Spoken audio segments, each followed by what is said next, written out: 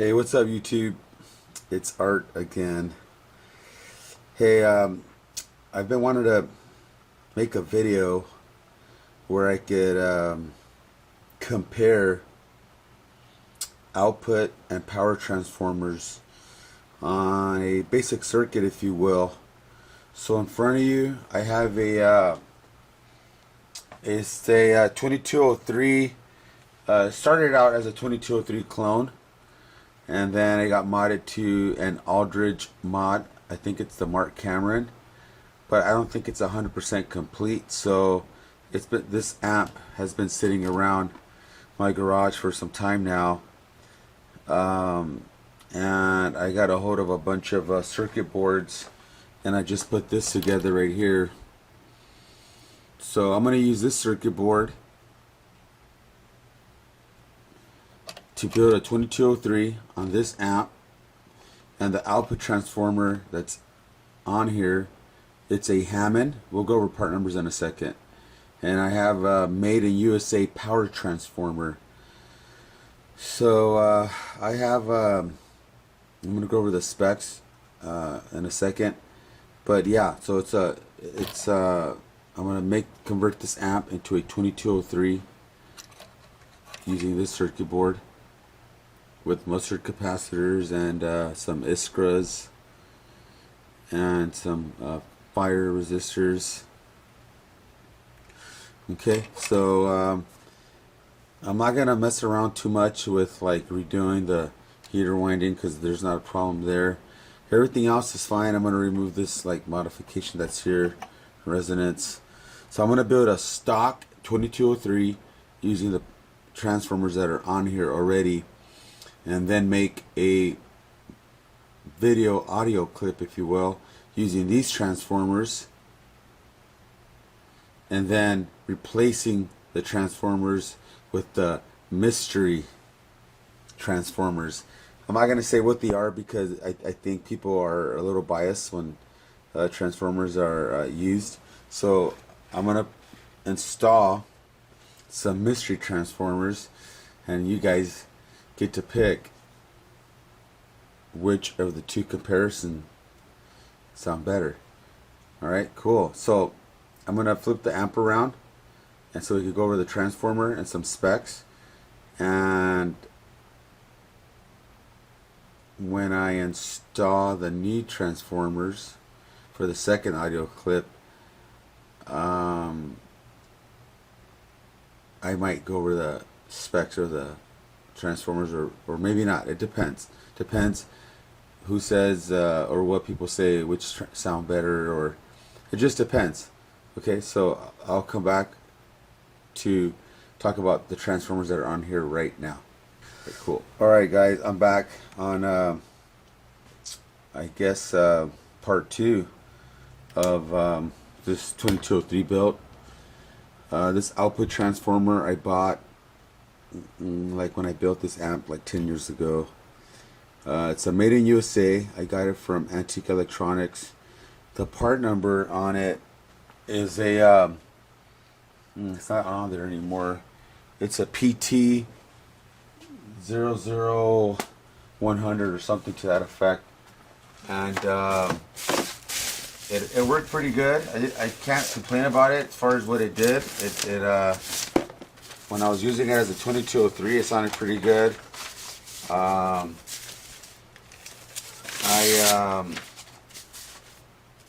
had no problems with it. But I installed some KT88s, and again, it sounded okay, but I wasn't sure if that was correct to install a tube that draws more milliamps. But yeah, it's this one is a made in USA. There's no brand. I'm not sure who makes it, and apparently they might not make it anymore. I called CE Distribution to give me a like a wiring diagram with some specifications on there, and they actually did find it, and they sent me a copy of it, which was really nice of them to do that. And I looked at it, and I thought maybe that the transformer might be lacking a little bit of power, just based on the specifications that they gave me. But as soon as I get this rolling right here, as far as the amp going, I'm gonna share with you guys what I did, what I think the best way to hook up certain components onto onto the wire, or things like that. You know what I mean? It's just because a lot of guys, a guy was asking me how to hook up the swamp resistor to the wires, and should he loop the lead of the resistor, or so little questions like that I think will save somebody time, because they won't be in question anymore. They would basically know how to do it, and I would hate to say the right way, just a different way. But here's hope you guys could see this. So this is the power transformer P-TM-P100, and I believe this came from CE Distribution or Antique Electronics. So it has your universal wiring. You have the COM, which goes to your neutral, your 120 red, right? Goes to your switch, 220 and 240. I didn't have any problems with this power transformer, okay, at all. It's actually a really nice transformer. The secondaries, the B positive is about 350 volts, giving me 290 milliamps. So this is underrated if I want to use KT88s. My bias supply is 98 volts with 50 milliamps, and my heaters are these two black wires with the green ground, and it's 6.3 at 7 amps, which is it looks like a really well-made transformer. And again, when I installed the KT88s, I didn't have any problems, but I think it was lacking something, and I wasn't sure what it was. So it could have been this right here. Okay, on the output, on the output transformer, it's a Hammond 1750U, right? And it's for 100 watts, and it has your standard 1700 CT at the primaries, which is meant for your standard EL34 output transformer, with your blue and red primaries and your white as your center tap. And then we have your common that goes to ground, which is violet, orange, which is for 4 ohms, yellow for 8 ohms, and green, I think that's green. Oops, I can't even see that. Sorry guys, I got out of the screen there. Now, I was reading it, not you guys. So green is 16 ohms, yellow is 8 ohms, orange is 4 ohms. The violet is common, which goes to ground. Then you have your blue and your red. The blue wire goes to pin 3 of your V6 tube, and the red wire goes to pin 3 of V5. If you do it backwards, you'll get a hum. And if you do it backwards, and you turn the amp on and you leave it on standby, and you try to measure your bias, it's going to be like wandering. So they'll tell you that these two are wired incorrectly. So if you wire them correctly and you check your bias with the amp on standby, you'll get a negative voltage, which is it'll tell you that they're wired correctly. Okay, that's one way of checking before you turn it on, because if you turn it on and if it's not wired correctly, then it's going to give you this gigantic hum, like a cruise ship driving by your house. Alright, so here's the power transformer. Again, I don't think there's anything wrong with this transformer for a basic amp. It did get it got really hot when I used KT88s, but with EO34s, I didn't have a problem. I can't say anything bad about this transformer. I think it was great for the price. And the Hammond transformer, I can't complain about it either. I think it's a great transformer. But Hammond transformers are in a certain frequency that it's hard to explain, but it does put you in a spot where you know it's a Hammond. You hear it because it's at a certain tone. It has a certain little sound about it that it's in a league of his own. You know what I mean? It's like a certain frequency and it stays there. It's like it's hard to explain, but it's a good transformer. All right, so next I'm going to I'm gonna stop. I'm gonna remove that point-to-point circuit board that's on there, and then I'm gonna come back and we'll look at the inside and see where the wires are at and how they're wired. So we're gonna go over that too. So as of right now, I have some F&T 5050s right here, a 5050 here. These are some Wing C EO34s. Love those tubes. I'm gonna move back a little bit.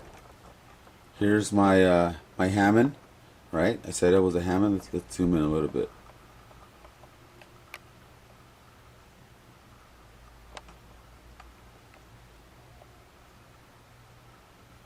All right, so that's my Hammond right there. And then this modification that I did required 4 tubes. So there's 4 tubes in here, and I'm only going to use 3. So I'm going to eliminate one of these. I might just leave the socket on there. I don't have to take it off. But just, holy crap, these are glued on there. Yeah, this is made in China. Don't care about those. I think they're all made in China. Let's see. No, there's some made in China, and maybe whatever this tube is. This one looks like a vintage one. And the phase inverter. Let's see. Let's get it out.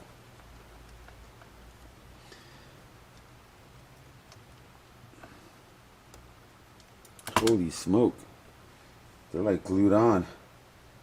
Okay, this is a Soltec LPS. All right, that's cool. I guess I don't know.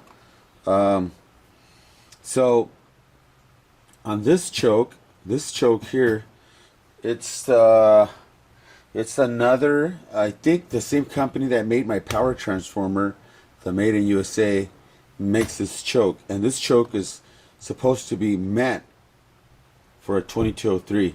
So when I flip the amp around and I remove the circuit board that's in there, the turret board, and the wires are exposed, we're going to go ahead and we're going to measure this right here, okay? And we'll check a bunch of stuff too. We'll go over like building an amp, if you will, but I'm going to be a little more detail on how I would approach things, not necessarily how I do it or this is the way to do it. It's just how I approach things and think if I do it this way, would it affect something else ahead? So you always think ahead a little bit when you build amps. So yeah, so I'll tune back in. Right now I'm going to flip it over, remove that circuit board, so it's going to be a mess. So I'm going to come back at, let's see, right now it is 3:48. I'll come back like in an hour and we'll go over what's inside. We'll clean up things and we'll start wiring this circuit board here. We'll pre-wire it. Right? We'll pre-wire this. So all I have to do is sit it in there and just attach the wires to the preamp sockets, the pots, all that stuff. Okay, so don't give up on me. Stay tuned in, and I'll be right back. Guys, I'm back. I removed the turret board that was in this chassis and did a try test fit for this circuit board. So fits fine. It's on here. Just to go over some stuff, I'm gonna put new input jacks, the kind that Marshall used for the input, and I'm gonna use 2 output jacks that are the plastic nut, like the kind that Marisha used on a JMP.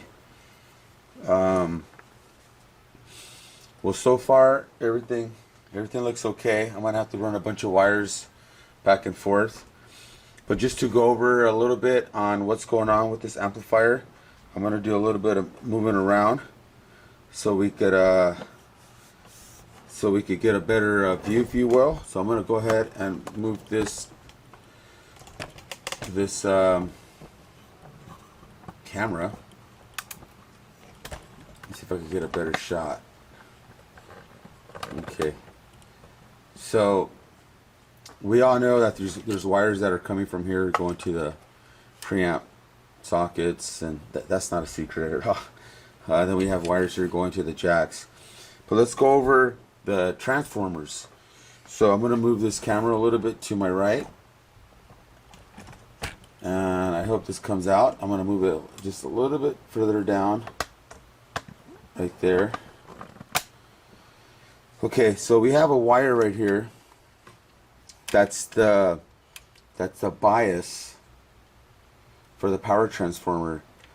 On this amp, if I remember correctly, there was a white wire and a green wire. And it doesn't really matter which wire you use to ground, but one of them has to be grounded. So I use the green wire to be grounded, and this wire right here goes to this section right here for the bias, but it's too short, so I'm gonna have to cut it right around here and add a longer piece. I could come in through here and solder it. So this is your bias from the power transformer. This is the center tap from the output transformer, and that marries up. That marries up. I'm trying to find a little something to point with. I used to have one, but I can't find it right now. So I'll just use a screwdriver. There's no electricity, so I think that it's okay right now. I'll use a pencil. So the CT goes to this section right here, the CT of the output transformer. So does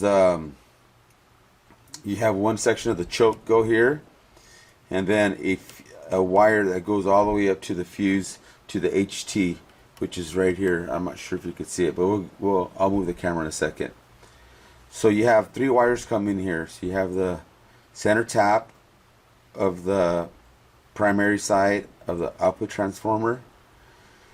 You have a wire going to your fuse, and then you have your choke. Okay, right here, this section right there, you have a red wire that goes down to your choke, one of your filter caps right here. Okay, I'm not sure if you could see that, but that wire goes to your this wire that leaves here goes to your mains right here. Okay, so that will be complete right here. Right over here where the 10K resistor's at, this section here, you have a blue wire that runs all the way across down to your phase inverter cap at the very end. And those are all the long wires that I have to hook up right here. Right here we have a wire coming from your screens, the yellow wire right over there. I'm not sure if you could see that. Let me try to fix it so you can see better.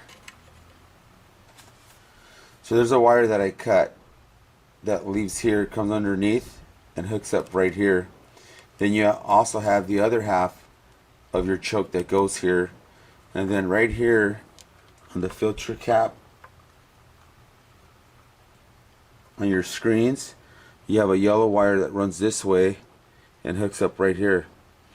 So you have your choke, the filter cap screens, and the screens from the power tubes that are daisy chained across go here. Okay, so then right here, your rectifier, your wire from your standby, from your secondaries, coming out from the amp, from the power transformer, goes to your standby, and from your standby goes right over here. and then everything gets rectified, right?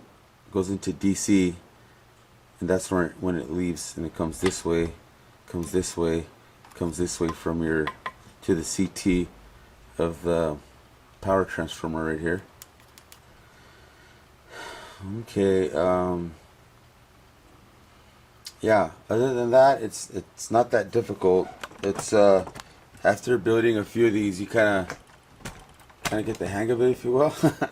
So here's your screens. These are your screens. These are your mains. So here's the red wire. Here's where a red wire would go to here. The yellow wire from here goes that way where we talked about. Here's your phase inverter filter cap, and that goes all the way down to the bottom of the 10K resistor. Okay, and then right here on the screens, you have a wire that comes from here, then you have a 56K resistor to here, and the same thing up here. Not so over here, so those are a few things that I'm just kind of looking at right now. Yeah, so other than that, I'm going to remove the potentiometers so I could test them. I did something different to this build when I built it the first time. If you see, I'm not sure if you could see that, but I soldered the bus wire for the lugs. For the soldering here, the bus wire on the top. So some of these lugs are stretching up. So if I can't bend them down, well, I'm going to test them first. If he tests good, and I'm going to bend them down. If I have a problem with that, I'll just use a new one. But I'm thinking about using Omni potentiometers here. So I have to remove that still, and I'm going to do that next. I'm not sure. I don't think I have to be on film for that. But yeah, so here's this is where I'm at so far. And I think that before I fire it up, I know that there's a lot of guys that like to fire up their amp with a Variac. I have one, but I hear a lot of good things about using a Variac to start up an amp that hasn't been used in a long time, or to form some filter caps. But there's no end result. There's nothing that tells you that they're formed. So you could do whatever you want, and it's like you go up like what every 10 minutes you go up 20 volts. I think the rule is. But at the end, there's no reading that you could take to tell you that yeah, the caps are formed. So the way I do it, there's an end result. There's a number. There's something I could verify that the filter caps are formed. So I'm going to go over that with you guys, and I hopefully that you guys pick up on it and use it. So when you guys build some apps, so I removed the circuit board. Here's my standoffs. Here's the choke right here. Very long leads. I like to leave them that way so I could always move the board without stretching the wire. So I always use extra wire when I build an app, because I don't like to like really stretch the wire when I have to move something or I have to go back and change something. Okay, so everything looks pretty good. I want to kind of, excuse me guys, I want to focus your attention. Let me see if I could get a good view here. I'm going to focus over here. Okay, right here. Let me see if I can do it.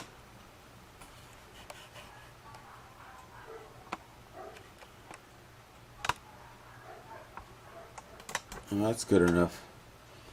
Okay, so you see these resistors here? These are my I check my bias of the vacuum tube, or the plate current, if you will, of not the plates, not pin 3, but the bias of the tube, what the tube is drawing. So normally you will have a bare wire, a bus wire right here, jumping from pin 8 and 1 to ground on all power tubes. But if you install the way these are installed, if you install a 1 ohm 1%, These are 3 watts. It doesn't matter. These are 3 watts. So 3 watts, 1 ohm, 1%. Resistor, the same way that you would hook up the bus wire, which is lead from pin 8 to 1, then the resistor, and then to ground. So if you had to check the bias of the amp to bias the tubes, you would at your if this is your tip of your multimeter right here on the pencil, you will add it between 1 and 8, and you will put it there, and the other side of the multimeter is grounded, and you do the same thing here, and it's in millivolts, and it will tell you what this tube is reading, what this tube is reading, and so forth. So it could only be off by 1%. I've seen some videos where guys use 5%, so that means your bias could be off by 5%. So if this tube is off by 5%, and let's say it's off going up in ohms, and this one is off by 5%, and let's say going down in ohms, well, that means that's 10%, right? So in this case, if it's 1%, it could go either up or down, or up and down. So let's say it's up and this one is down, that's 2%. But I have some resistors that I just got. These are 0.1 ohm, 0.1 ohm, if that makes sense, 1% or 0.1%.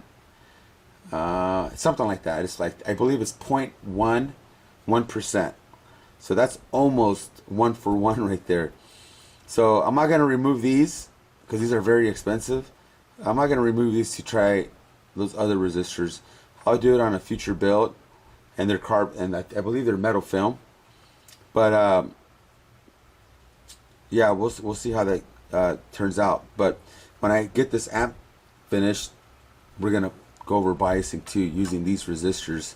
And again, these are 1 ohm, 1%. Okay, so I mean, this is not too hard. I mean, this is this is excuse me, a fairly simple amp. So that you have your choke right here. You have your secondaries, your 4, 8, and 16 ohm. Here's the grounding that goes to ground to on this side to this ground right here. Right, so this is grounded, and then this is your hot, the tip. Here's where your wires go on the secondaries, and here's the selector. This is a 3-way switch. I think it's a SP3T or something like that type of switch. And here's where your hot goes, and then when you select it, this rotates to either that one, this one, or the other one. Okay. Actually, I just said a whole bunch of stuff and it didn't come out. Sorry. Alright, here we go again. So here's your impedance selector. So I just went over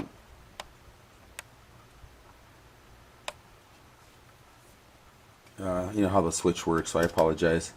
So if you look at the jack here, see this wire here, this is the ground or the common from the output transformer. So that goes to this lug here on this other jack that's not here right now, and this is the ground that goes to this lug right here. So this is grounded. If you don't ground this, you'll pop a fuse. Okay, and then on this lug which is the tip for the 1/4 inch jack, so there's a bus wire that runs this way, comes down this way up to here, right there. So every time you move the switch, this is always connected to one of these. So the switch could go that way, this way, or that way, and you select your impedance that way. So it's, I mean, it's nothing new. It's been around for a while. But as far as the screens that I was talking about earlier, I'm going to zoom out. Okay, so here's one of the screens. You see that? Okay, that's cute. Here's one that I want to use. But there's a big difference. This one is 3 watts metal oxide.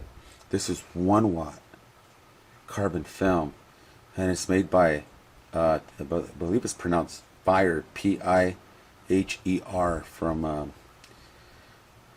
they are from Spain. So I don't think I'll have a problem because I know that a 1 watt resistor is rated for 500 volts during normal operating condition and a surge volt of 750, and I believe that's like for 17 seconds or something like that on a standard carbon film. These are very old carbon film resistors, and I believe they're maybe from the 80s, maybe 70s, but it's 1 watt. And a 1 watt resistor compared to a 1 watt resistor right now are not even close. A 1 watt resistor in today's standards is a lot smaller. So if I put it right here, and I want to show you what that looks like. That resistor on top right here, that's a 1 watt. And this one is 1 watt. So you know what? This might be a 2 watt and it's labeled incorrectly where I got them from. So that makes me feel more comfortable to use them on the screens right here.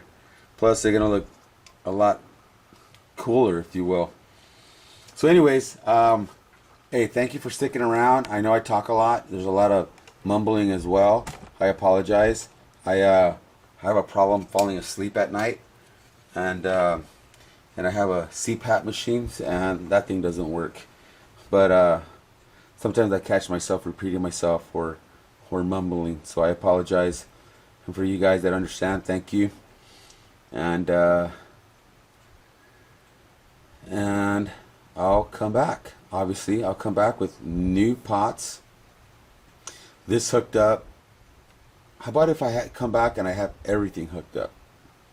Everything's hooked up, and with the exception of this side here, because we're gonna form the capacitors.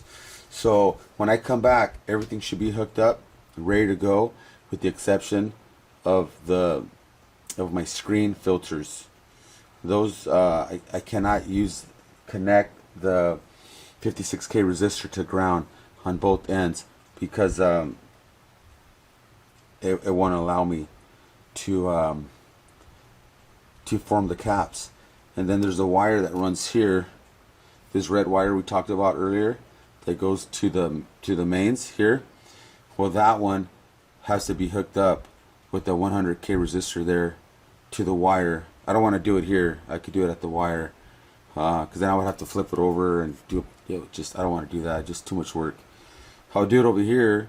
I'll add the 100K resistor to the red wire, and then I'll form the caps. But I have to remove this wire here, this yellow wire,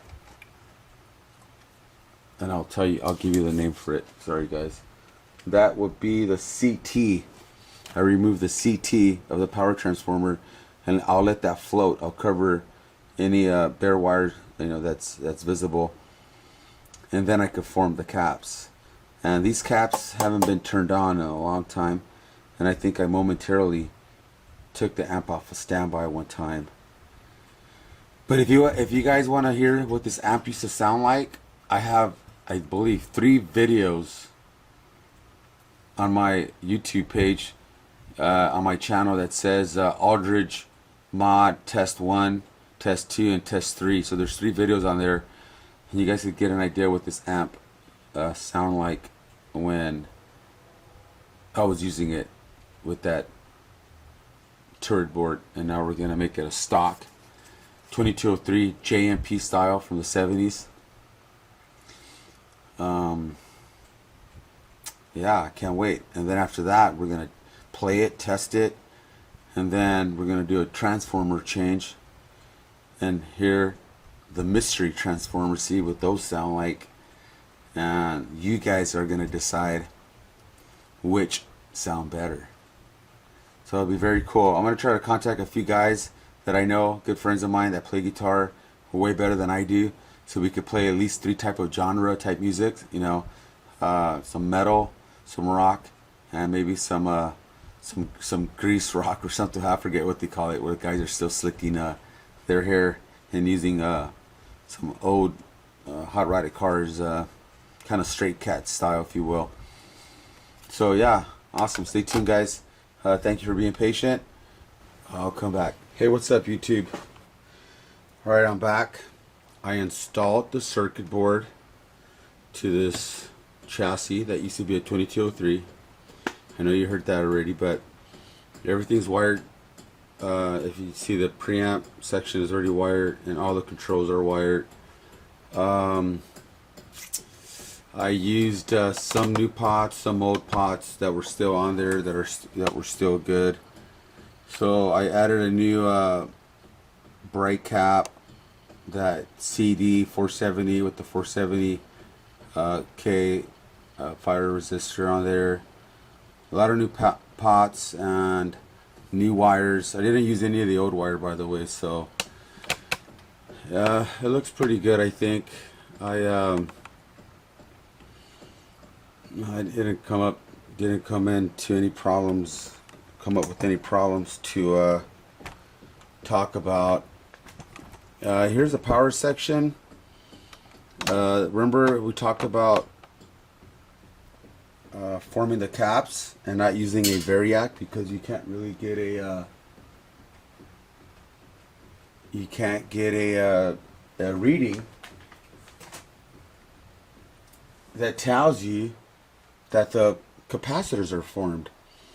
So the way I do it is I'm going to go over what I did, and then I'm going to turn the amp on.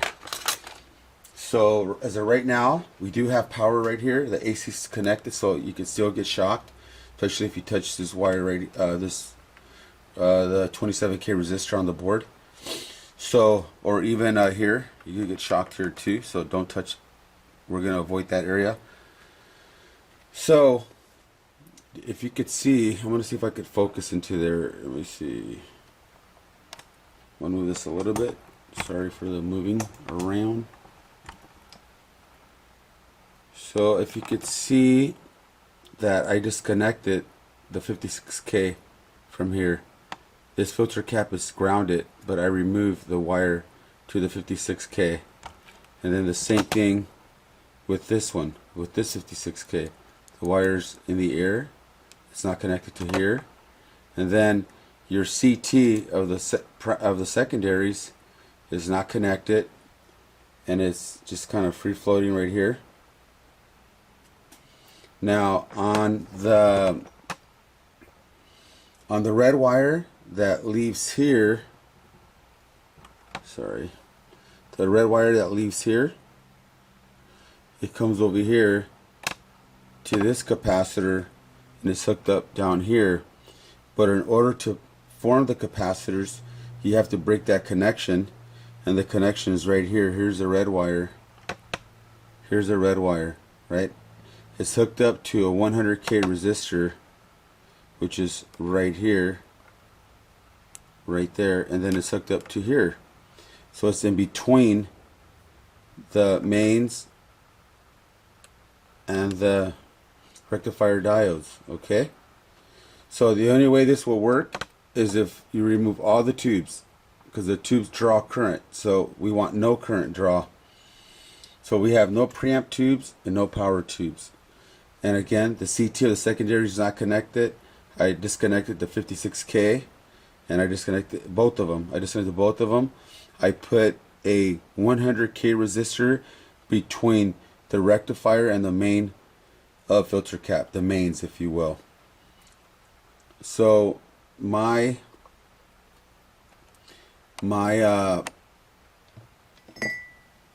multimeter is right here, and we're gonna measure in DC. Okay, so as of right now it's AC, DC, right? So I'm gonna turn the amp on. The light went on, and you're gonna see a surge in voltage, and then you're gonna see it start to drop. And when it's dropping, that means that the amp is forming the filter caps. Now they say to use a 2-watt 100K resistor. I've used 100K 1 watt with no problem. So we'll see what happens. Okay, so right now the amp is on standby. I'm going to remove it off of standby. I'm just going to double check one more time that I don't have anything else touching anywhere, so this amp won't blow up. So you're seeing this as I'm doing it, okay? So here we go.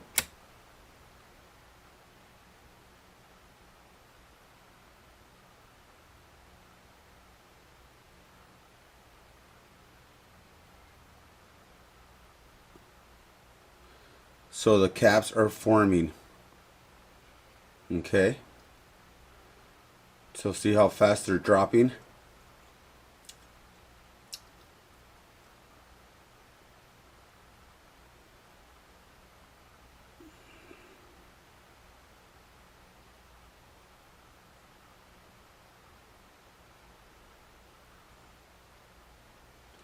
So when the voltage goes below 5 volts, that means the filter caps are formed. So in the other method with the Variac, there's no reading. There's nothing that tells you that you did 100% or a completion of forming the caps. So that's why I like doing it this way. The other way, you're basically going off of what somebody said. So I know they say that every 20 minutes you go up 10 volts or the other way around, but regardless, you don't know. You don't know. Let's say it is 10 volts every 20 minutes. So you would have to go up to 120 volts, 10 volts every 20 minutes. It's going to take forever, right? So right now I'm at 93 volts, right? And it goes down pretty quick. So what you want to do, I'm going to move the camera a little bit so I could set this, voltage meter right here in a safe place. Hopefully you can see that still. And I think you can. Okay, oops, can't see it anymore. Let's see, do we stand it?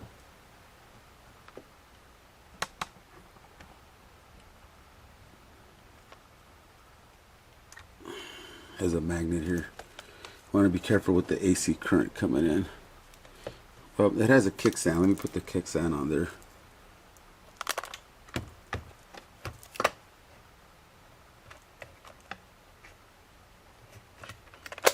No, it's not working out.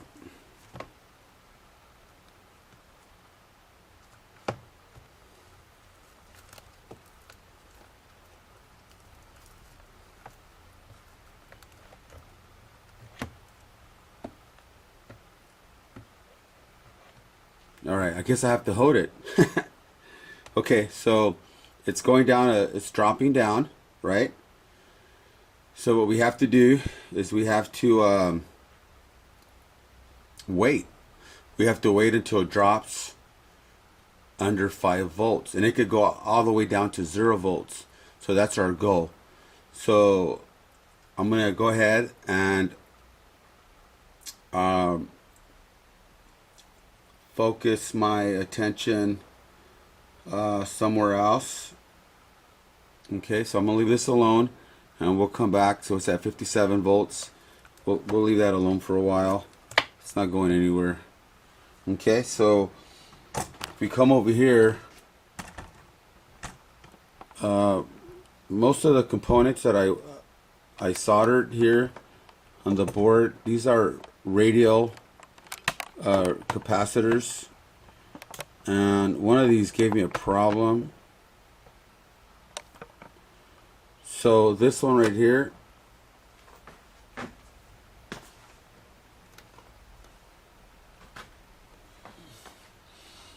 so I have to bend the leads on these things to insert them in the proper place because they're not long enough to go here.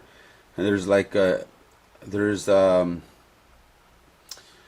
this board comes with options as far as what kind of capacitors you get. If you get the box capacitors, they will fit on here. The radio fit on here.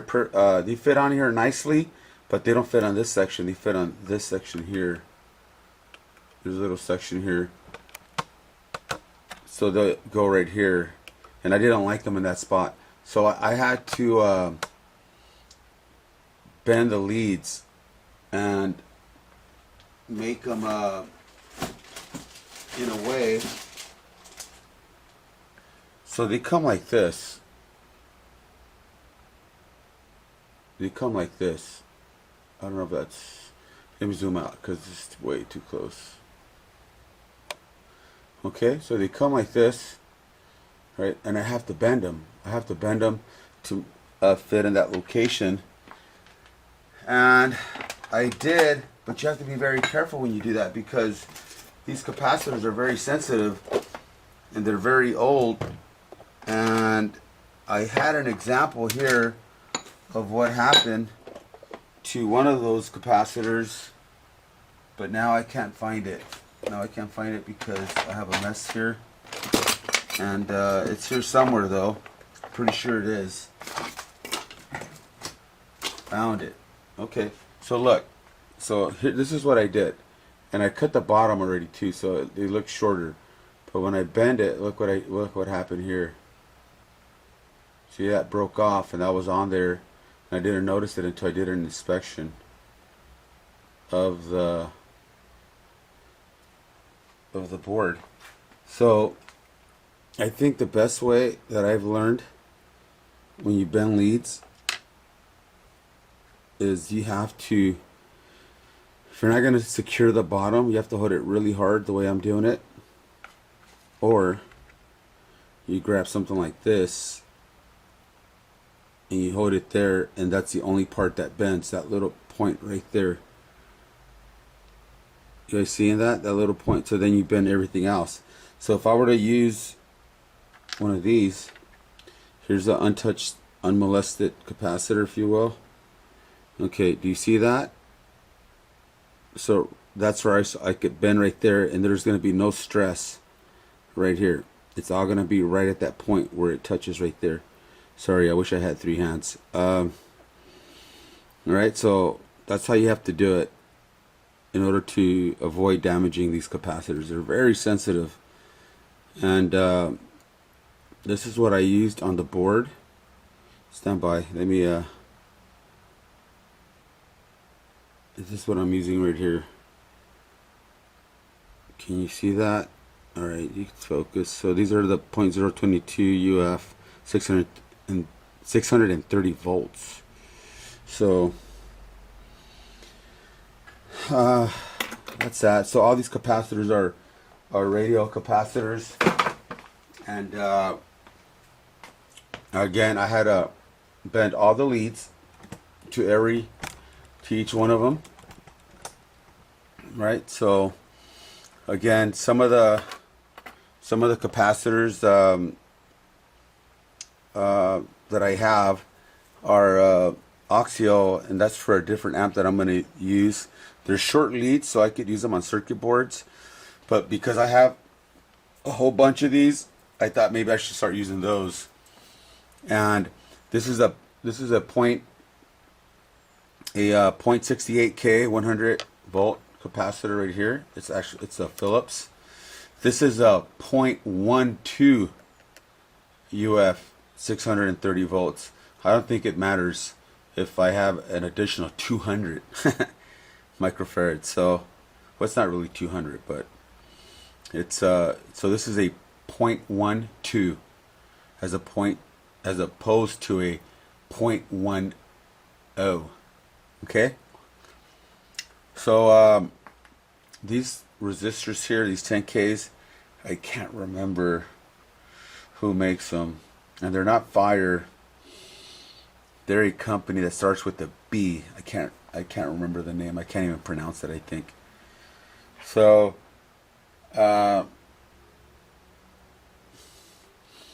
so right here I use modern 22K resistors, 1 watt, 27K, 1 watt, 100K, 1 watt, 100K, 1 watt, and this is a Iskra 82K half watt. Most of the resistors are Iskras and Fire resistors, and I don't have 22K Iskras. I wish. And I don't have 100K Iskras. I just don't. I just been looking for them. People that do have them, one arm and a leg. But it doesn't matter. I mean, that's fine, whatever they ask for. But I'm not gonna buy them at that price. So there's nothing wrong with these 100K resistors, you know. And 100K 1 watt here at the plates for V1. I mean, that's when you build a vintage amp, you want to use components that are not gonna fry, that they're out of specs, that something's wrong with them.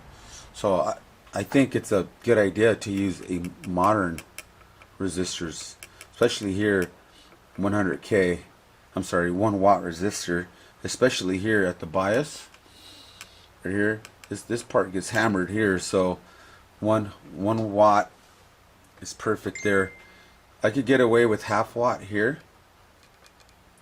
at the bias, 220K. But if I use half watt, it will look a little weird if I had something smaller. You know what I mean? It just wouldn't look right, especially with modern resistors. It'll just look weird. These are vintage 100K. This one here at the negative feedback, and over here at the cathode follower section, this is another 100K. And these are vintage ones, but I can't remember who makes them. They look totally different than what's out there and any of the new ones. I had the label for it, but I lost it. This is a vintage 47 picofarad ceramic disc capacitor. These are modern 470 picofarad. I think Cornell Dublier makes them or something like that. So I have that there. I was gonna use one here, like this one. This is a modern capacitor. I was gonna use one here, but I have a whole bunch of these too. So I just thought, okay, let me build something that looks like it. You know what I mean? So my swamp resistors. I don't know if you can see that here. I'm gonna move the camera a little bit.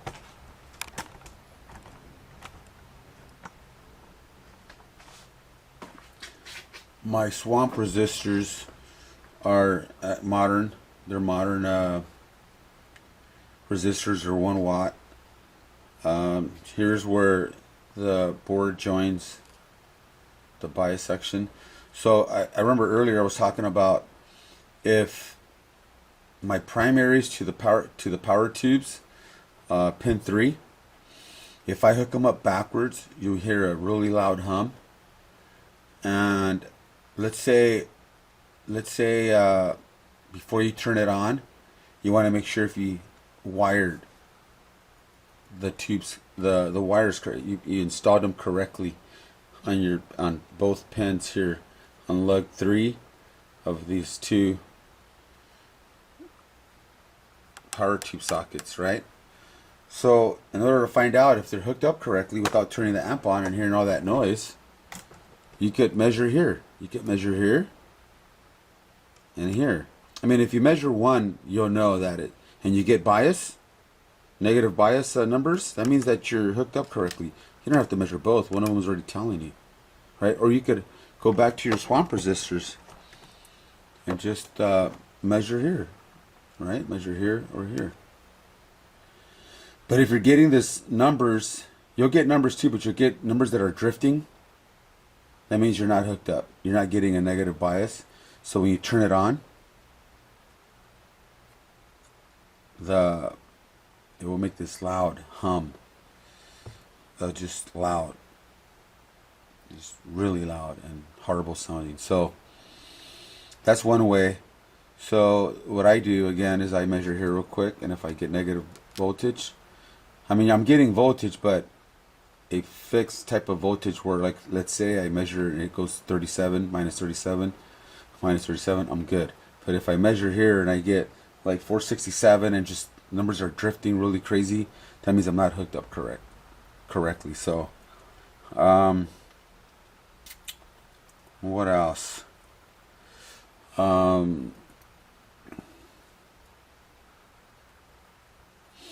My negative feedback wire is going to the 8 ohm tap here on the selector. I'm using 100K negative feedback resistor. My pot for my presence. It's a 25K. So I had to jump these two wires, and I installed a 0.1 UF. I believe it's 125 volts. I was going to use a 400 volt one, but I don't think I should use something like that because I could use it for a board. I can't use that on a circuit board, this low voltage. So and then I had to install a 4.7K resistor to the input of the pot because it's a 25K, and it's just to prevent it from making any noise. Here's my negative feedback wire. I used I like using pink wire in my build, so here's a little bit of pink wire from here. I try to stay consistent with Marshall used. So for example, on the negative feedback, you know, you have the orange and green. Negative feedback, you have purple. Marshall did use brown here, going to your master volume, right, to the center wiper.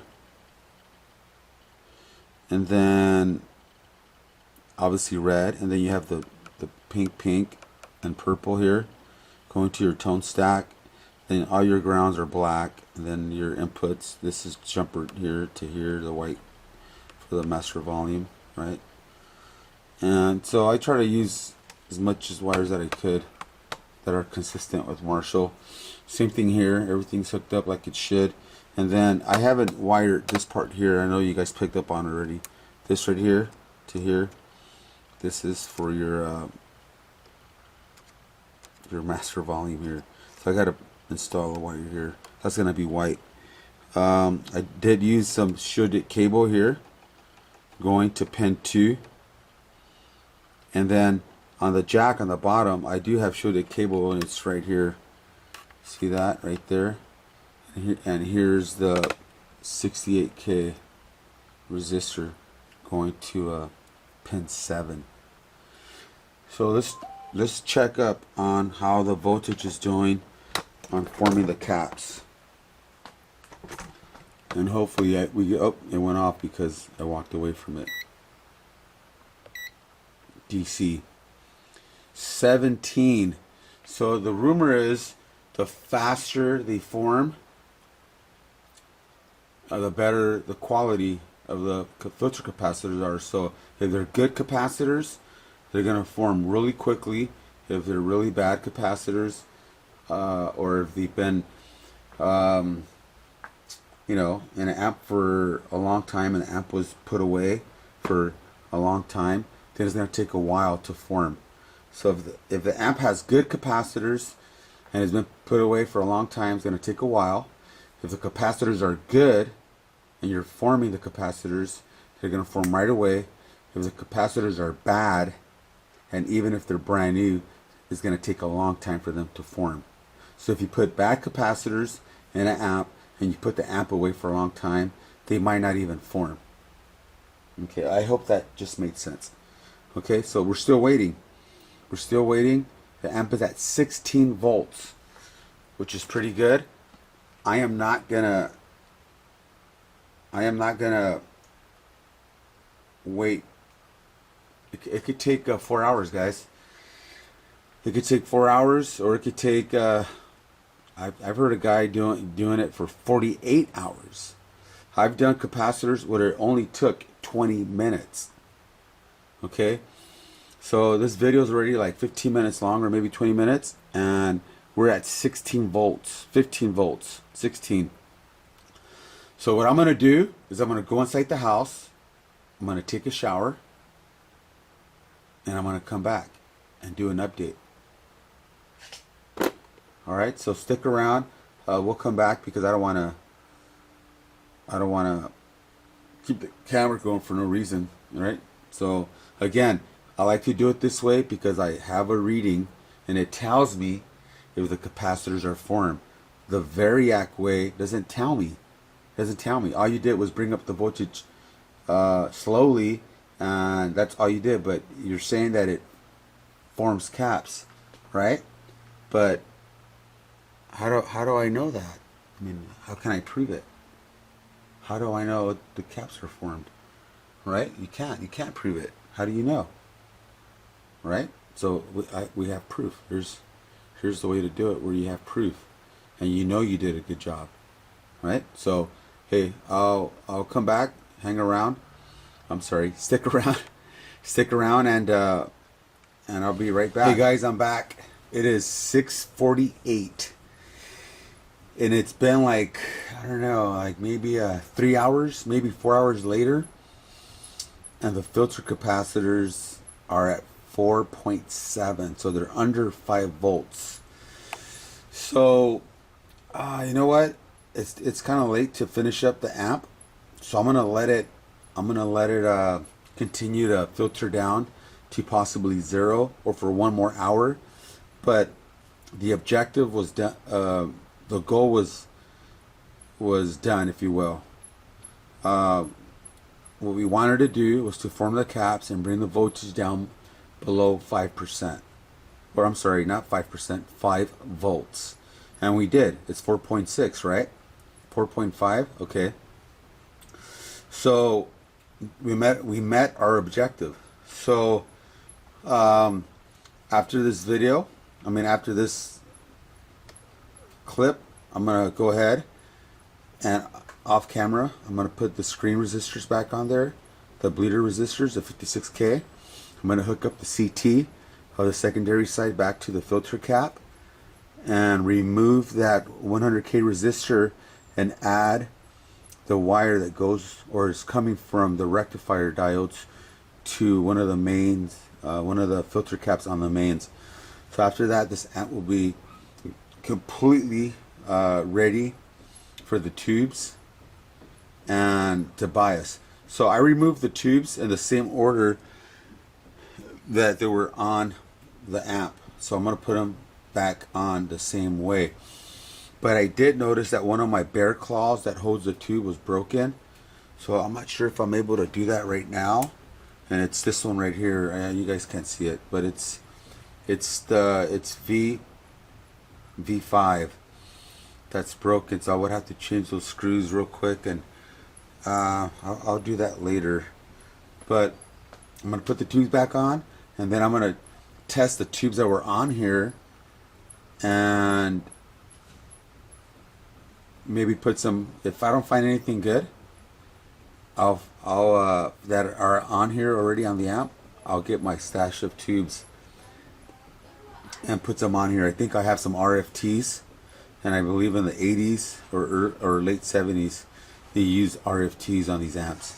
So I have a few of those preamp tubes, and yeah, we'll go from there. So we're still under 5 volts. Again, when I come back on film, I'm gonna have everything hooked up. I'm gonna have the tubes in here, and then we're gonna have the preamp tube tester in front of us, and we're gonna select the preamp tubes to place on here, because again, I'm gonna do an A and B comparison. That's why I'm trying to find the best preamp tubes for this amp. Find the tubes, bias the amp, and then make audio clips of it with these transformers that are on here. Something that I forgot to mention. Here's the transformer that was on there that I removed, and when I checked the Henrys, it showed that it was right under 20 Henrys. So maybe that's why I thought that my Hammond output transformer sounded a certain way. So anyways, I put a 5 Henry 120 milliamps. I can't remember which ohms, but I put a new choke on here. So it's going to have a new choke.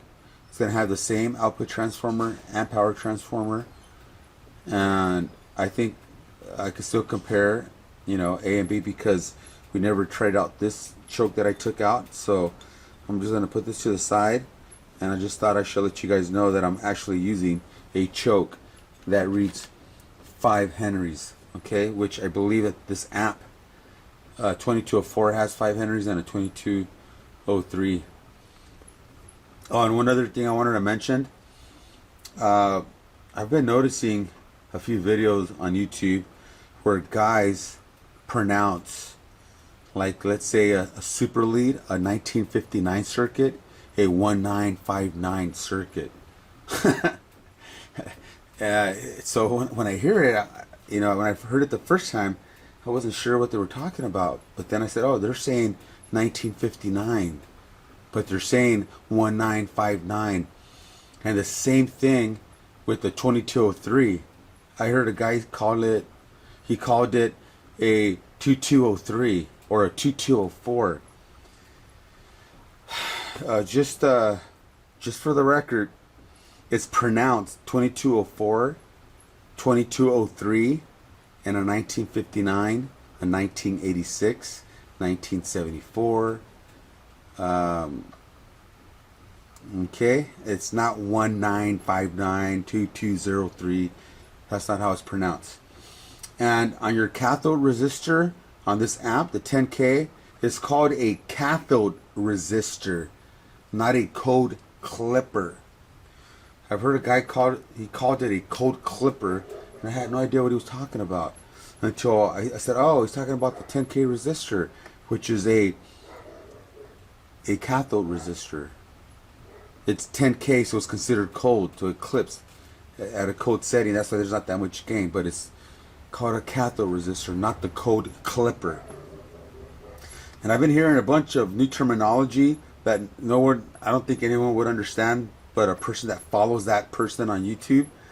So I just think that there's people out there just kind of destroying what things are and how they're supposed to be, and they're putting their 2 cents into it and fucking the whole thing up, if you will.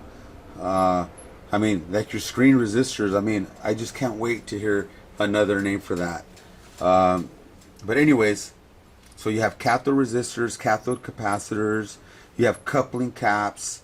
So that's what they're called. They're not called what people want to call them. That's what they're called. Okay. So again, sorry about that. Big crybaby right now. Sorry, but it's 4.4. So, like I said, I'll come back and everything should be hooked up. All right, guys. Thank you for being patient. All right, guys. I'm back.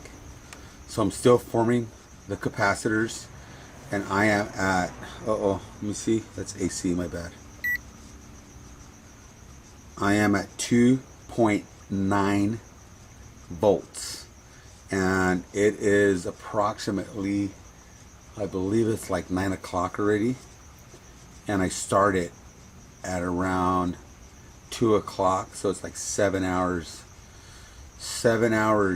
of forming these caps, and it's at 2.9. So they're pretty much done. Alright, so I just wanted to show you guys that there's an actual reading that tells you that your capacitors are formed. Okay, awesome. I'll come right back and we'll check some tubes. Alright, well, let's go over the preamp tubes that were on this app. There was 4 of them. I was only using 3. So we're going to test all 4 of them, see if they're any good, or if I could use any for the build that we're finishing up right now. So in front of you, I have them in front of this preamp tube tester. So what we're looking for is any, on a data sheet for any of the preamp tubes, it shows that the amplification factor should be 100 on any 12AX7, and the GM, the transconductance, should be greater or at 1600 or greater. So those are the parameters for a 12AX7. So what I look for is anything that's 1600 and above on the transconductance, or anything around hovering 100, which will be 100 of the amplification factor of the tube. So I'm going to turn it on. I hope you can see that. There's some numbers on the top. It's a little hard to see. I really don't like advertising for this company, so I'm gonna go ahead and, sorry, I might do the video over, or I might take it out now because there's a name on there. I apologize. So right now we're looking at this tube right here. That's why the light's on, and what we're seeing here is 96.7 amplification factor, which is the gain, and 99%. 99.5 on the B side and 96.6 on the A side of this tube. So I'm not going to check transconductance right now. I'm just checking the gain or the amplification factor. And this tube is a LPS Soltec preamp tube.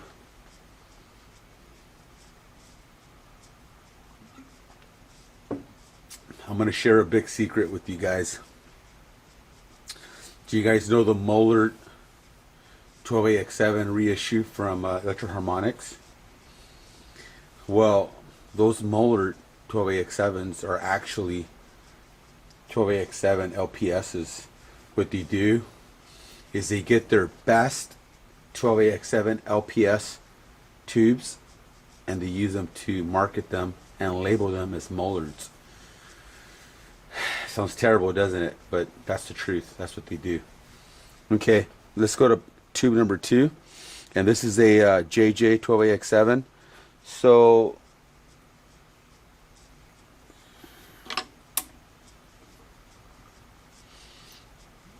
having a problem with the, here we go. So we have 100% on the A side, 104 on the B side. This next tube, I believe, is a made in China. Let me see. Nope, it's JJ. So this one has an amplification factor of 91, actually 94, 95. Okay, this is a JJ. This is the one made in China. So we're gonna go to that one now.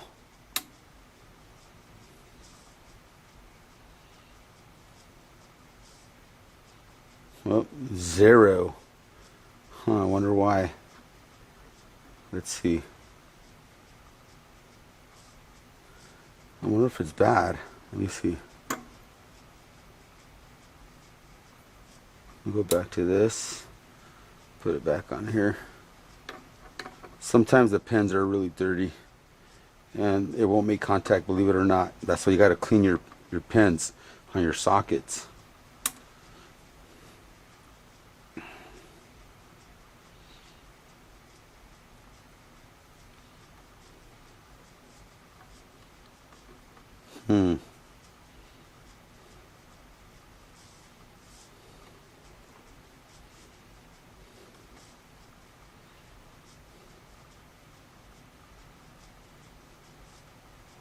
Alright, so we're not getting a reading off of this tube.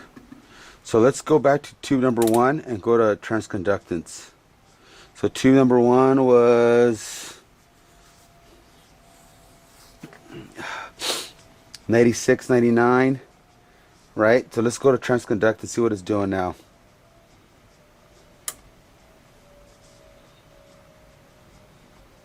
So the transconductance is really high.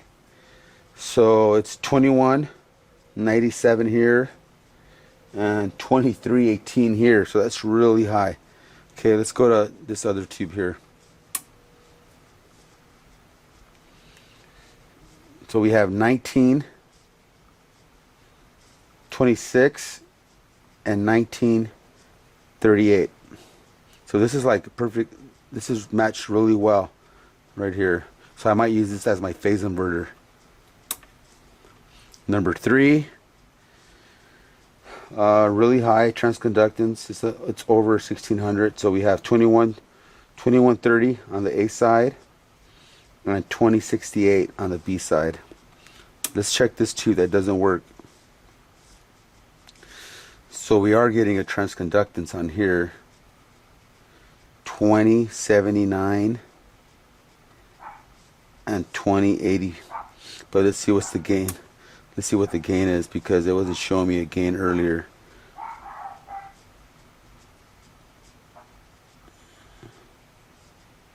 So we're seeing 90 on both sides.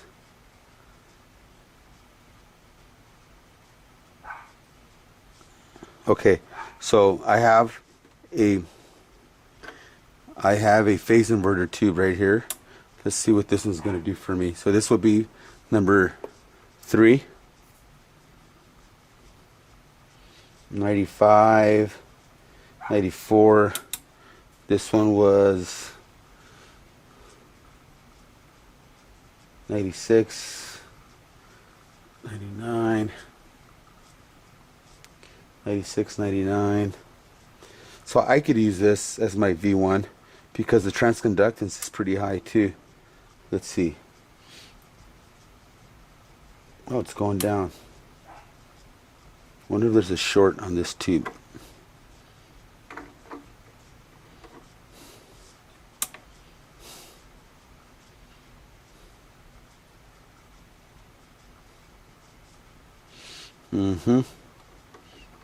There is. Let's put that tube to the side. We'll put her over here.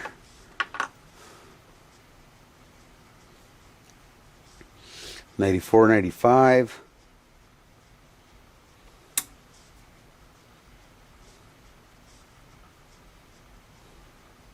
All right. So these two they're hovering in the 90s. And this tube right here is the one that's high with the amplification factor and the transconductance. So this is going to be our phase inverter. So let me get some more tubes out so we could check them out.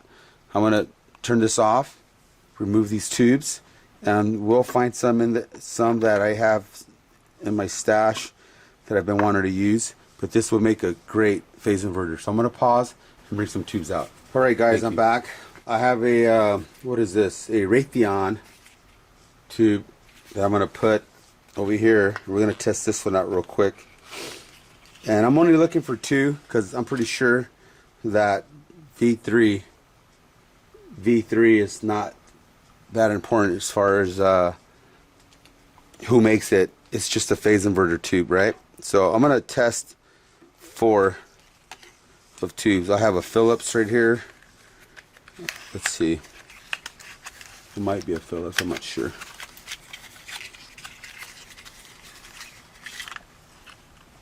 Oh, it's a Brimar. It's a Brimar. I'm not going to use this tube because this is more like for plexi style amps, not for like hot rodded amps or you know, plexi style. So let's see. There's a General Electric one here. GE. Let's see.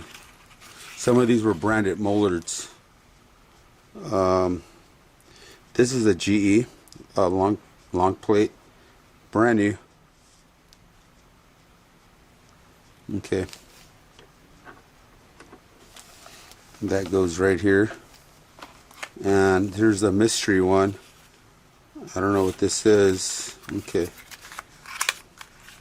I'm not sure if all this is coming out because I'm right next to the bottom of it.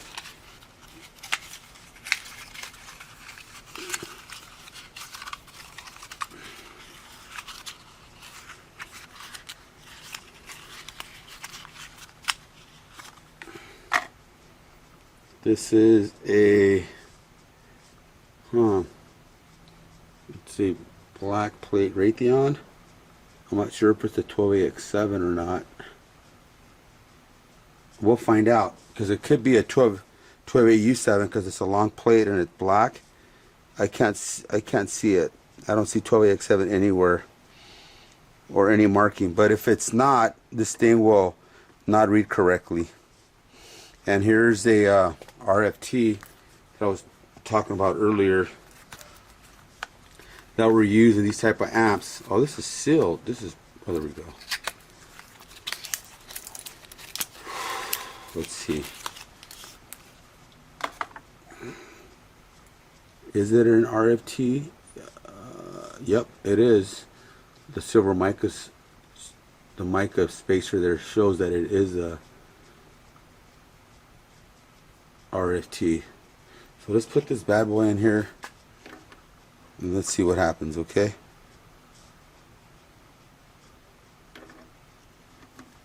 You know what, I'm going to remove this Raytheon one, this long plate. I'm not sure what it is. I'm going to put it back. I'm not going to test this one right now because I want to make sure that it's something I could use. So let me pick, I don't want to use that Bugle Boy. I don't want to use a Telefunken either. Here, let's check this Sylvania one. Let's see. Let's check this here.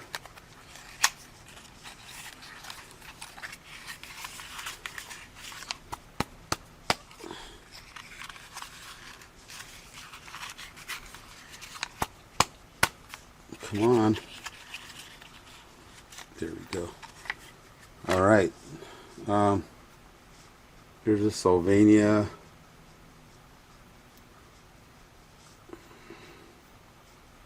Okay, let's try this. Let's try this bad boy out. All right, so we have RFT, Sylvania. Let's put them like this. So Raytheon, General Electric, Sylvania, RFT. All right, let's turn it on. And let's go to tube 1. I hope this doesn't block the lights. Oh, it does block the lights. Oh, crap. Okay, let's see. Well, you guys already know where they belong, so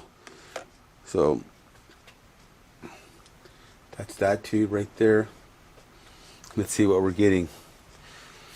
We're getting 96.3 on the A side and 97.4 on the B side. So it's around 100. It's okay. All right, so we'll let it warm up a little bit more.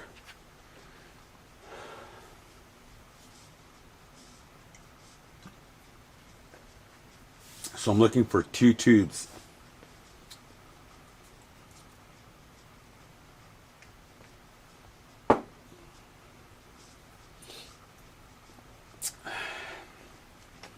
Okay, 96.1, 97.3.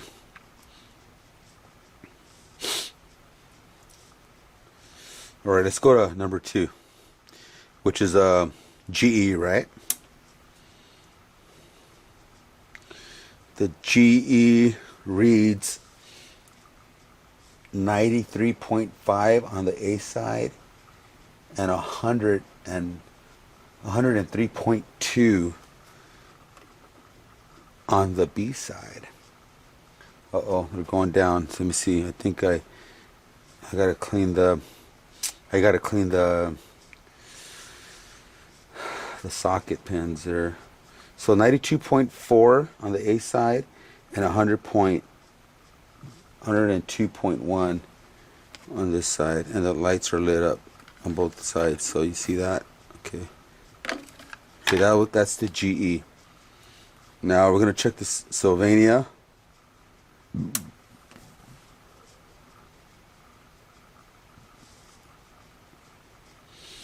So Sylvania is 112.1 on the A side. And 97.7 on the B side. Right, so that's pretty good, right? I'm gonna put them down here because we already know what they are. So still the same. Let's go to the RFT. I'm having like really high hopes for this one.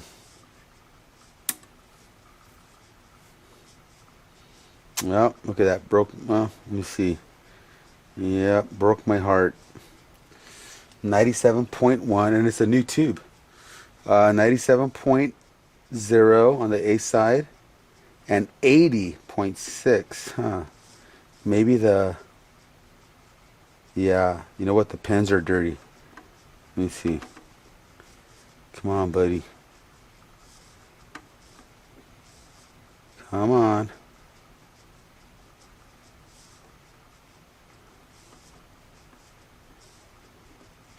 Maybe it's this damn tube tester that's not working correctly. This one right here.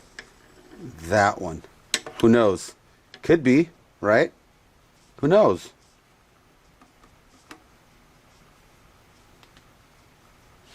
You know, I sent this preamp tube tester to get calibrated. I didn't know you have to calibrate these, and it was doing the same thing that it's doing now. And the guy said, "Oh yeah, you got to calibrate." I said, "Okay."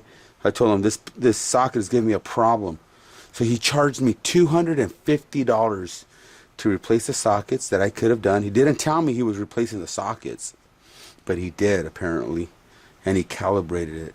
I opened it up to look. There's nothing there to turn. There's nothing there to turn to calibrate. So he charged me $250 and did not give me a receipt after I requested for it. And this is that, what's the name of that company? I forget. They're like in Washington or somewhere up in the hills.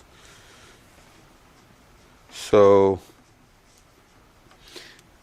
I'm not sure what's going on with this tube tester, or is it the tube? Let's check transconductance.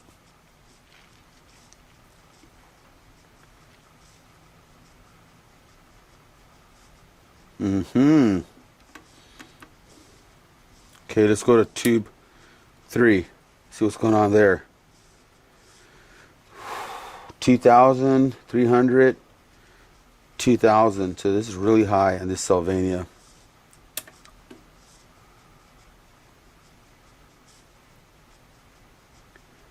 Yep. Let's see what's going on here. This is my GE. Huh.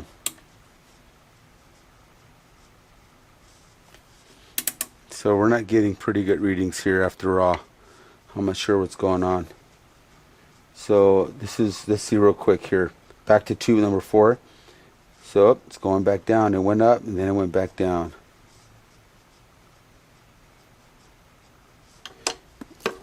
Anyway, so you guys get the drift of this maxi preamp tester.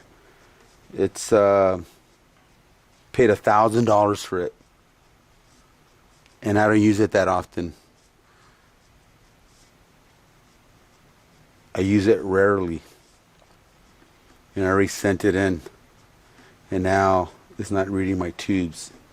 So there's a guy named Kevin and a guy named Brian, I think, at Condor Electronics. That's their name.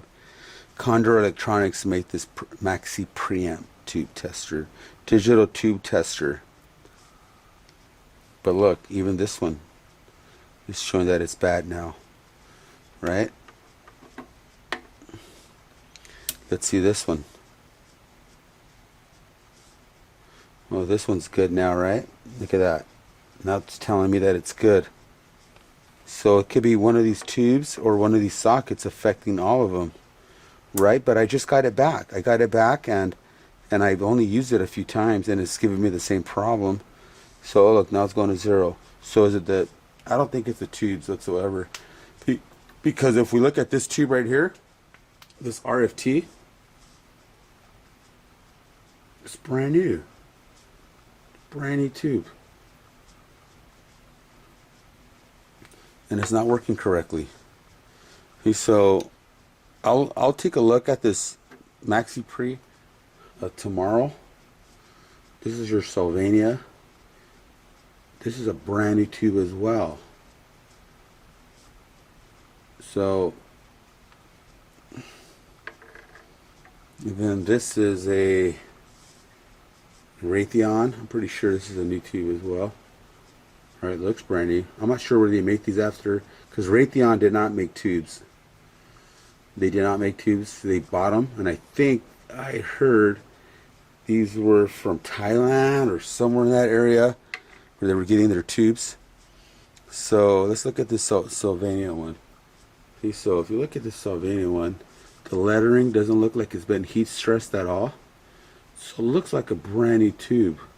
If you look at the getter ring on the top, it's a round one, but it doesn't have that much getter chemical on the top, the flash.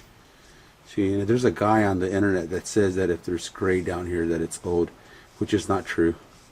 If you have, if it looks worn out right here, that's not true, guys. Don't believe that. I don't know why he says that. So this tube looks like it's brand new. It could be defective, right? But I don't think so. So anyways, I think the best will be a sound test. So I'll leave these 4 tubes out. I'll select which one I want in V2 and V1. So we'll just leave it here. And I have other tubes. I have other tubes we could check. They're right in here in this box. I mean, I have some Bugle Boys. These are Bugle Boys. Phillips.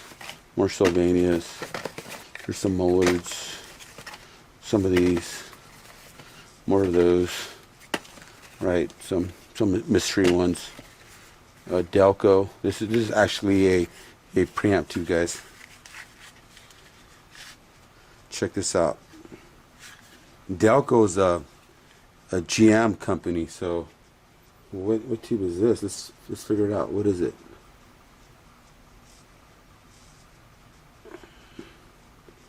And it's a 12AX7. Actually, I don't think it's a 12AX7. I think it's a 12A DT something, which is the equivalent of a 12AX7. Oh crap, this box just disintegrated in my hand. I'm gonna have to use some tape now. Okay, we'll leave this tube alone right here. Just gotta fix it now. Yeah, but there's a whole bunch more. There's those. More GE, more Phillips, Telefunken, brand new box. More Mullards. Here's another RFT. More Sylvanias, Telefunken, 12AX7. Who makes this? Siemens, long plate. Another mystery tube. Another mystery tube. More Eddie Van Halen tubes. Okay, that's cute. RCA's, GE. Another mystery. Oh, what is this? This is, oh, Siemens. Nice. Okay. Alright, girl. I could be here all fucking night testing these, but I'm not. So, hey, thanks for sticking around.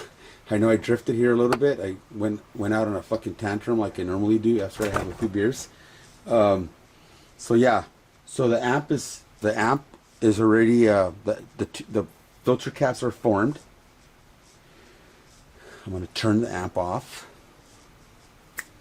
and put it together. And you guys already know that. When I come back on, I'm going to show you guys what I did. It's going to have tubes on there, and we're going to bias the amp, and we're going to play it. And then I'm going to play it just to try it out, and then we're going to do a audio clip of what it sounds like. But then I'm going to save that audio, that video clip of me testing the amp with these transformers. Then I'm going to save that clip and then combine it to the other clip that I'm going to make when I do the transformer change. So it's a long video, but I'm going to separate the testing when I do the test of the amp with like other guitar players, and then I do the transformer change, then I do that video recording, and then I put those two together. That way it's one video with two different transformers. Alright, if it sounds good, stick around. Alright guys, it's complete. I finished the amp yesterday. I did a lot of measurements. The measurements came back normal. Surprisingly, the amp has less gain than I expected compared to my last build, which was a point-to-point or a turret board type 2203. But it does sound like a 2203. So everything on it is stock. You know, you have your 10K cathode resistor with your 6.8 and 2.7 cathode resistor for V1B. All these Phillips mustard capacitors are 0.022. These are the same. These two are as well. The only difference is this one here. This is a 0.12 UF instead of a 0.1, which is not really going to make a difference. My voltage here at the 10K resistor is approximately 320. The voltages over here are around like 265. They're a little bit elevated compared to the sheet I was using to compare voltages, but not that much. At some locations they're lower than what they recommend, and at some sections they're higher. Other than that, The amp is super quiet. There's no noise. I bias the tubes at 37. My plate voltage is 454 volts. I know I said I was going to go over biasing the amp, so I'm going to do that right now. So the amp is off right now. It's plugged in. I'm going to remove the input jack that was in there. And then I'm going to come this way, and I'm going to show you guys that everything here is connected. So the 56K is soldered to the soldering lug of the ground of the filter cap, and the same thing up here. The center tap is right here. It's grounded. I'm sorry, it's not grounded. It's connected here. And this red wire is down here. This is it right here. So now it's here. I got down to 2.2 minus 2.2 volts to form the cap. So the caps are formed. Okay, so what I'm going to do right now, I'm going to go ahead and turn the amp on, and the amp is on. I know you guys like to buy these bias probes, and there's one that has 2 probes on there. I think that costs like $70. And then there's like this real fancy one that Burrow Tube sells, or Guro Tube or something like that. They sell this one, and I'm not even sure how much that costs. I haven't bothered, because you don't need to buy stuff like that. That's I mean, that's more like for novice people and something safer for them, if you will. Speaking of safety, when you remove this side of the resistor on both filter capacitors, and you turn the amp on, it's not going to bleed the voltage. So this capacitor is going to hold on to 330 volts, and it's going to sit there. It's not going to go anywhere until you bleed the amp. So my opinion is the best way to bleed your amp, the safest way, is to you grab some alligator clips. Let me come back this way.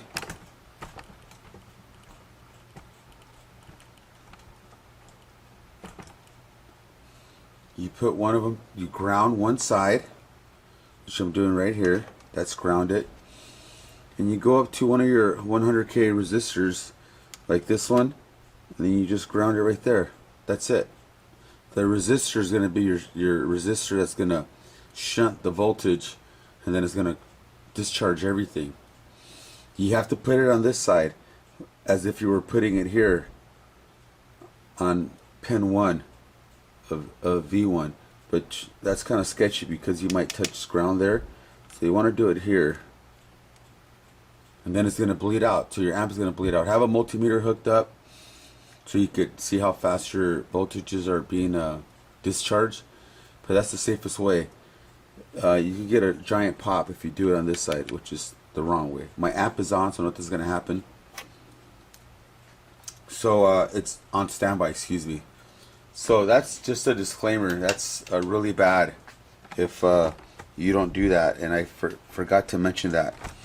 So I would always take this. If you guys are trying to do that, contact me before you do it, because it's really dangerous. You could get electrocuted, and you could possibly, die. So so the amp is on standby. We're hooked up to a speaker, and what I'm going to do is I'm going to show you let me see, how do I do this, because I have to show you where I'm going to test, and then I'm going to, that's alright. So what I'm going to do is I have my multimeter. It's right here, right, and it's one side is grounded. Here's my hot right here. So I'm going to go ahead and turn it on, right? So it's on AC. So let's figure out, let's see if this works right now. So I'm going to just test an AC.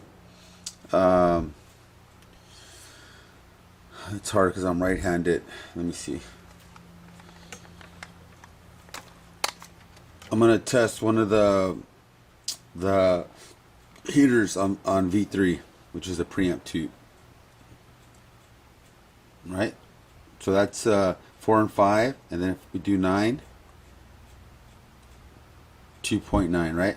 So when you turn the amp on, is on standby, you're getting AC voltages coming in here. So for example, you know your bias resistor, I'm sorry, the bias winding here, let me move this right here. Let me fix it a little bit. All right. So you see this right here? That's your bias. That's your bias wire from the power transformer. So you're gonna get AC voltage there. So if you look at it, 101. See, so even on standby, you have AC current. You have AC current there at the plug, and down here at your secondaries, you have AC. So let's touch that down there. 180 AC volts.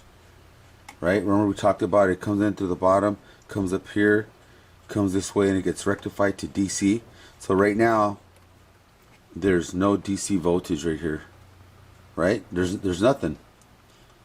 Okay? So the amp is still dangerous. This part is dangerous. This part is dangerous. That part's dangerous. Now, remember we talked about if you hook up your primaries wrong for your output transformer to pin 3 of the power tubes. So right now I'm gonna test. It's out of the screen. So okay, I'll do it over here since you could see that. So this goes to the 220K resistor on one half, and this goes to the other half, right? So I could test, instead of testing here on the board, I could come here, and if I get negative voltage,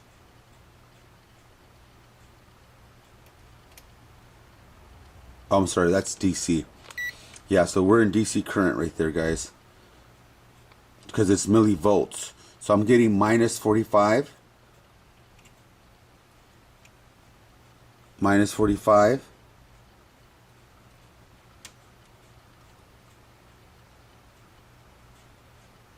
Okay, hold on. This thing is, sometimes you get a little finicky. It depends how you... Minus 45. And on the very last one, minus 45. Okay, so I'm getting bias voltage. So now I'm going to turn the amp on. Turn the amp on. Okay, it's plugged up to a speaker. So I'm going to put the volume halfway up to noon. And the preamp. You can't even hear it. I'm going to go all the way up. You can hear it now. You hear a hum. Okay, which is normal. Alright, so now, how do we figure out the voltage to bias the amp? How do I figure out the bias at 70%?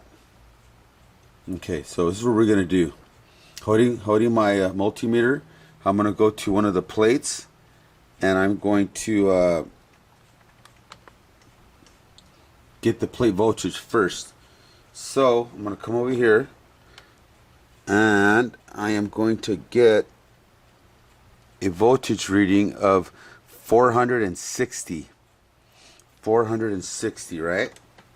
So our plate current is 460. So how do I figure out how to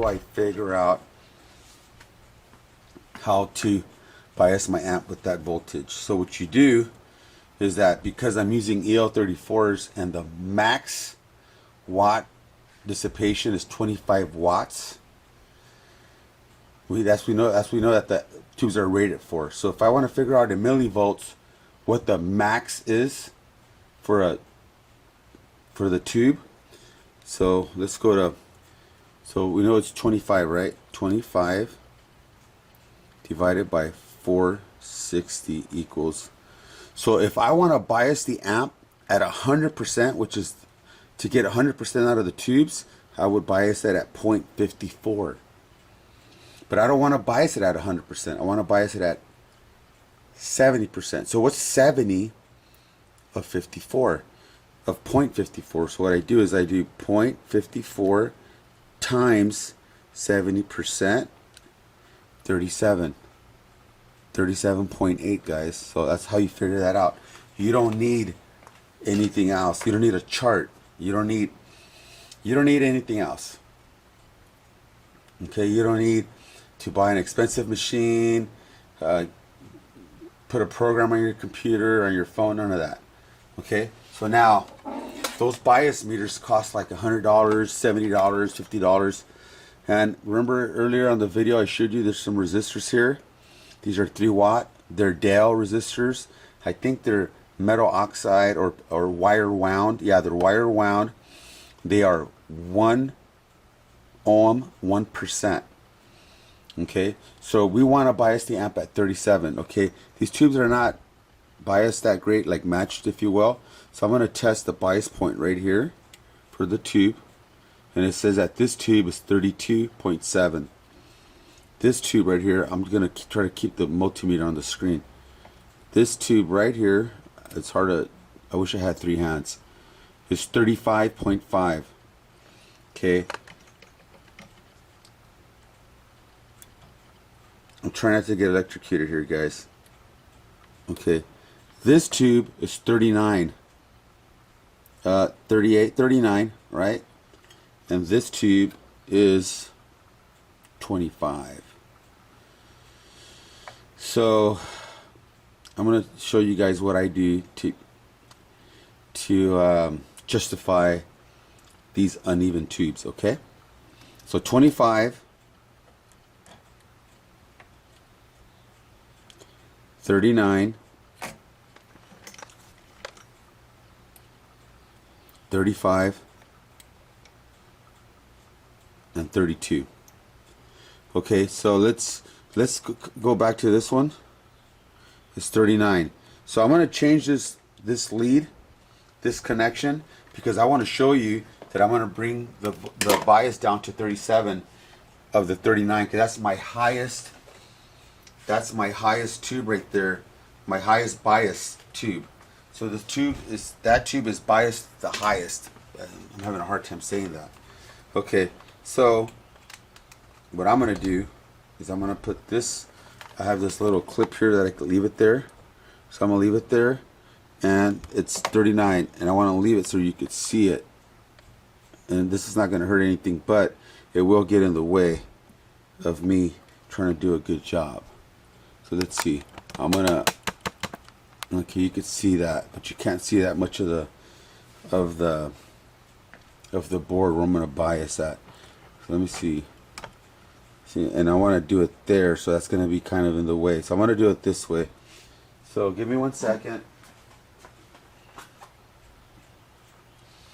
So remember we said 37 is what we're looking for if you want to bias the amp at 70%.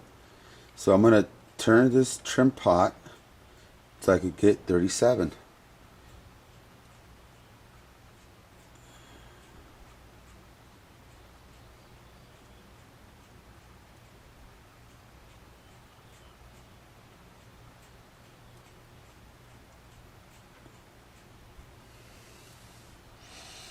All right, 37.1. Okay, 37. Okay, that's fine, right? It's gonna stay there. It's gonna go up. So 37.1. Okay, so that was my highest bias tube. So now let's check the other ones. Let's see. So what was this one here? The very first one that was 25. I'm pretty sure that went down to 23. Okay. And let's go down to this one here.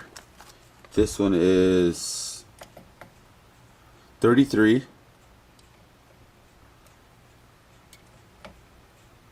And 29. So let's say this is 30 right here, okay? So I have 33 plus 30 is 63, right? So this side, total, this side, this half right here is 63. And then if I measure this one, is 30, 36, 37, 37. And this is 23. So 37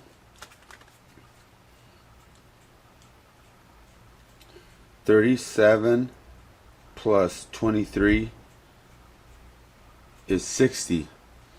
So these are running at 63. This half here is at 63 and this one at 60. So they're off by 3 because this is a push-pull type amp, right? So is anything going to happen? Is something bad going to happen if they're not all the same? No.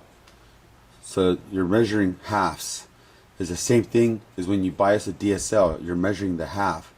Both sides, right? So this is one side, here's the other side. So I'm biasing at 60 millivolts because I'm adding each tube, right? And it adds up 60. This side adds up to 63. So that's how you bias the amp. Now let me double check where it said 37 here. 36. Alright. You have to keep an eye on this stuff because sometimes they drift. 23. 33 I think, yep. And 30. Alright, so the amp is biased and that's how you do it.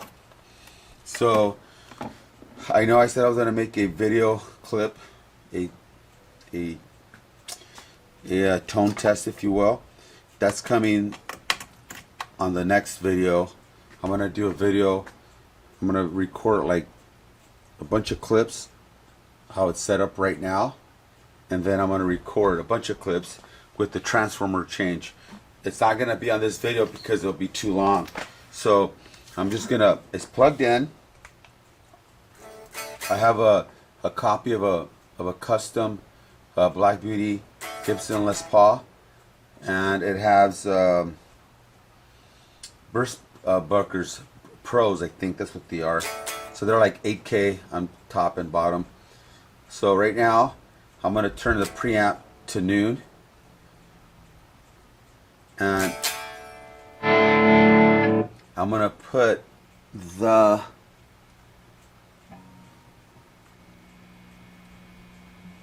master at 1/4, which if I'm looking at it backwards, I think it's 9. Let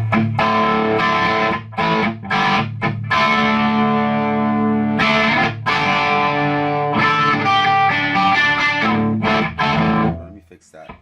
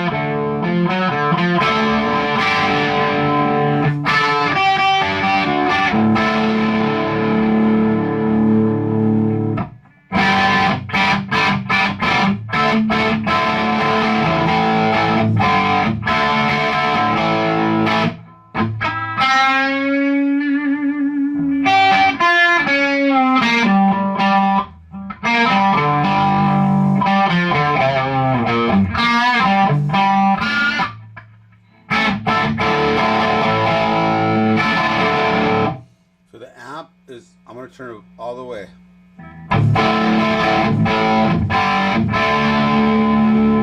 It gets a little muffy there.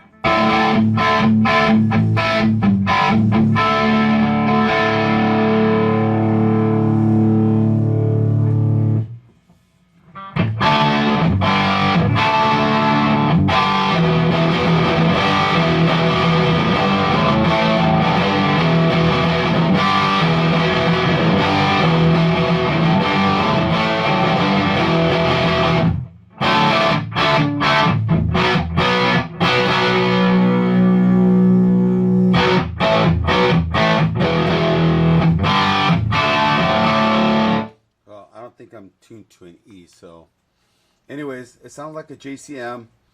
I thought I was gonna get a little bit more gain out of this bad boy, but I didn't.